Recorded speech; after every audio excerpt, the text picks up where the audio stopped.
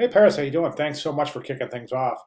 It was pretty cool researching the other examples of infographic, knowing that infographic can be anything. Yes, you can. I mean, any data set you can turn into an infographic. We found that out in our some of the learning resources throughout week one and into week two. So absolutely, as long as you're organized and you have a good set of data, anything can be transposed from raw data to an infographic.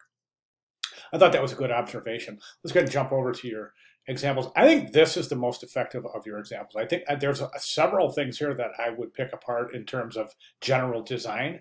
Mostly has to do with hierarchy and emphasis. Also, some typographic issues like this center alignment right here. And then also, I don't understand why this is presented as a question. An analysis of the Beatles. Why is that a question?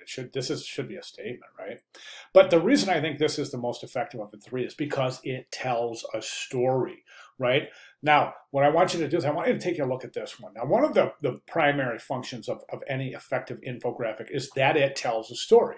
Otherwise, we can just present data textually, right?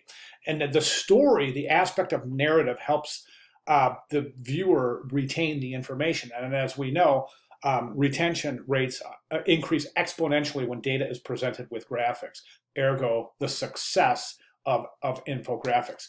My question to you is this, is your last two examples, do these actually tell a story? And if so, tell me how they tell a story. I don't think this tells a story. I don't think I mean, we look at this, there's no real narrative. There's no real storyline to follow. There's no predefined journey for which to follow through here. And there's no actual beginning and middle or any other foundational elements of a story. And the same thing can be said with this. Does this tell a story? My question to you is your second two examples, do they tell a story? If so, what is the story they tell? This one, for example, seems like you need to have some predefined knowledge of design in order for any of these to make sense.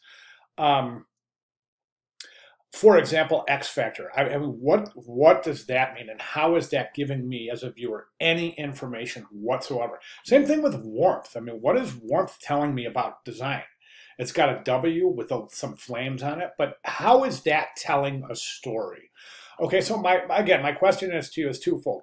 What is the story behind the wrap names, and what is the story behind the ABC and design? Are they effective narrative stories, and what could you do to improve these infographics so that they actually tell a story?